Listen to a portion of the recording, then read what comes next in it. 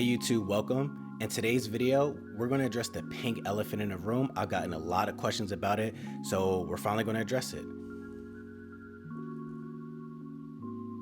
Not those elephants. We're talking about the code of ethics. The code of ethics. How many of you guys have read the code of ethics? The code of ethics is literally our guide, our blueprint for how to navigate these challenging situations we may find ourselves in as social workers. And I highly encourage, not only just for the LSW and LCSW exam, but just for our benefit as a whole, because again, we could find ourselves in these challenging predicaments and not being exactly sure how to navigate these situations we may find ourselves in. So let's read through it and see what it says. While I definitely recommend reading through every part, and it may seem long and everything at first, but it's not that bad of a read, honestly. And again, this pertains specifically to our profession as social workers as a whole. More so focus on the ethical standards and giving this a good read through, because there are a good amount of questions that may appear on the exam that are directly addressed within the code of ethics, so we know how to navigate these challenging situations, these predicaments us as social workers may find ourselves in. So just kind of going through it a bit. Even when we talk about things such as, let's use a random one, termination of services, right? Social workers should terminate services to clients and professional relationships with them when such services and relationships are no longer required or no longer serve the client's needs or interests. Let's look at C in particular, right?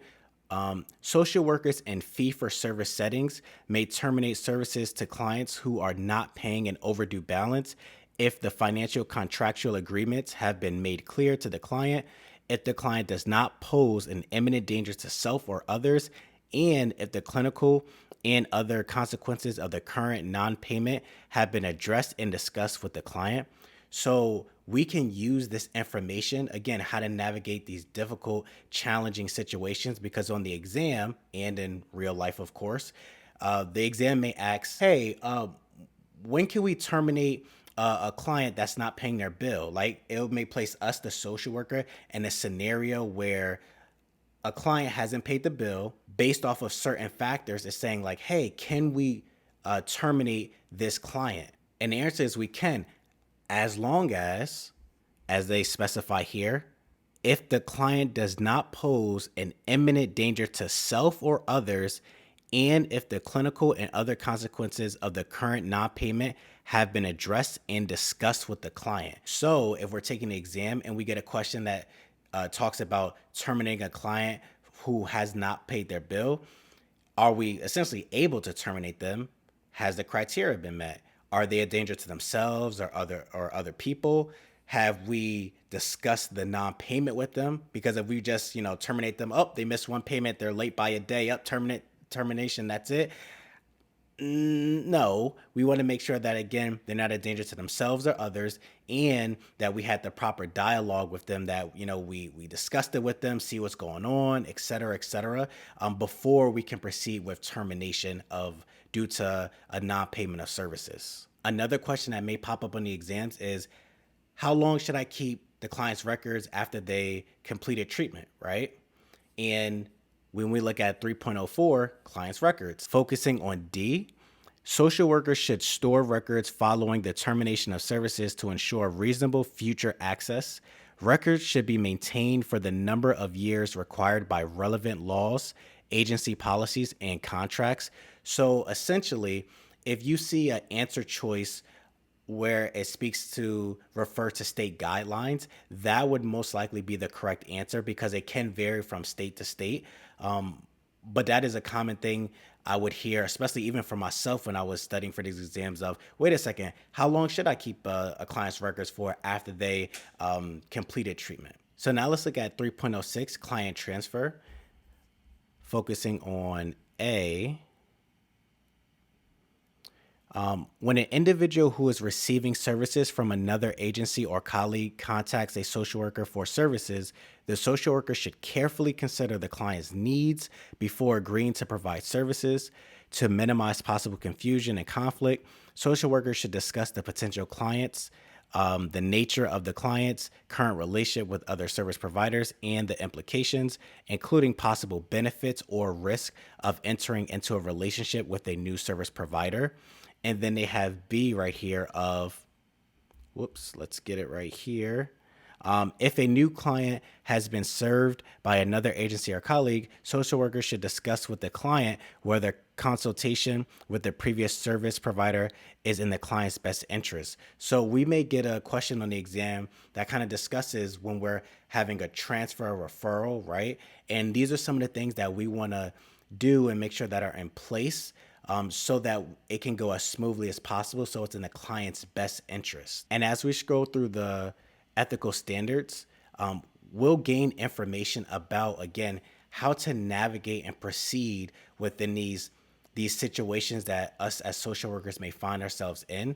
And I really, really encourage us to give this a good read through. Now let's go back up to 1.08, access to records, focusing on A. Social workers should provide clients with reasonable access to records concerning the clients.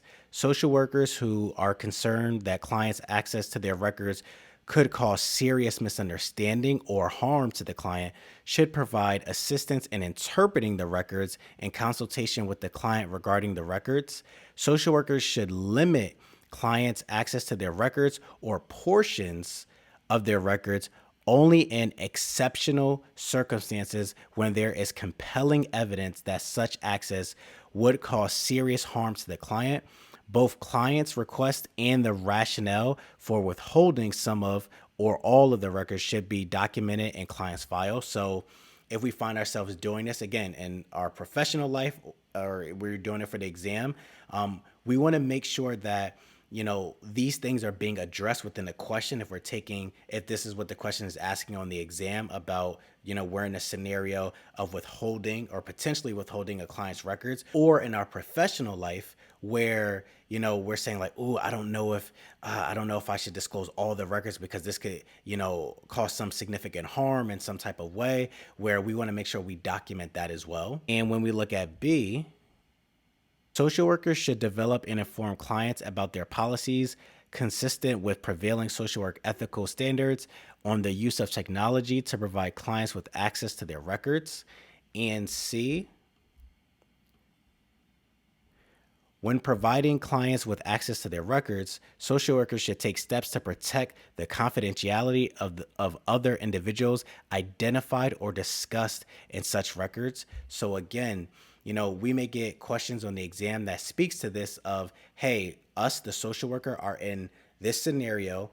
What's the first, next, or the best possible answer given the details of the question of what it's asking? And again, the Code of Ethics tells us exactly what to do by giving us a guide, a playbook, if you will, of how to navigate these situations. And again, the exam aside, and of course we need to pass the LSW and the LCSW exam to become licensed social workers and a licensed clinical social worker.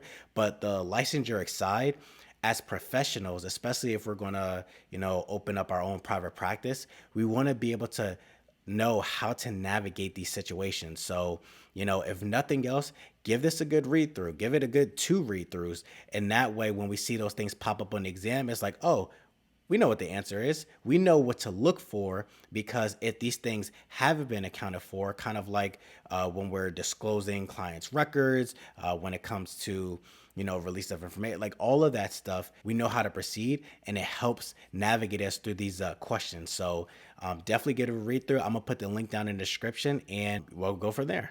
Okay, guys, that's it for today's video. Thank you for watching.